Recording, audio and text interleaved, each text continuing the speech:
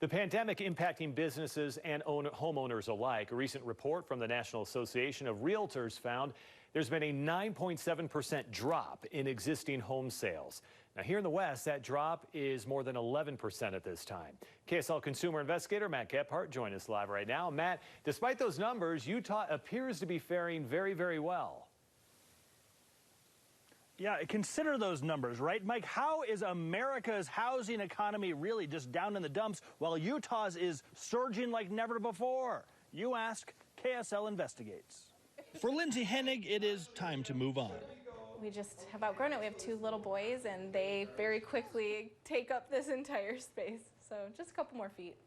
Being smack dab in the middle of the coronavirus pandemic made Lindsay and her family a tad hesitant to sell their old space, so they talked about it with their real estate agent. She said, let's wait a couple weeks and see what happens. And so we waited, and then the market just never really went away or went down. Right now I have 10 under contract properties. Lindsay's realtor is Jennifer Gilchrist. When the pandemic first hit, our sales in April along the Wasatch Front were actually down 28% from April of last year. Take a look at this. The number of home showings statewide dropped dramatically the first week of April.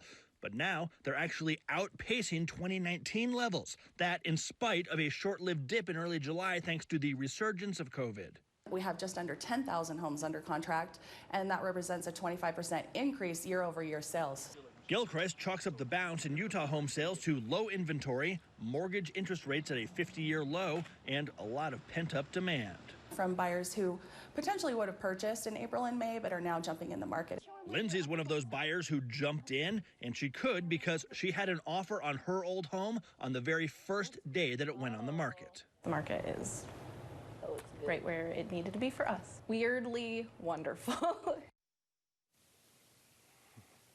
Yeah, and you know, Utah's market is so hot that some realtors are actually telling clients they should consider making an offer even before they see the house.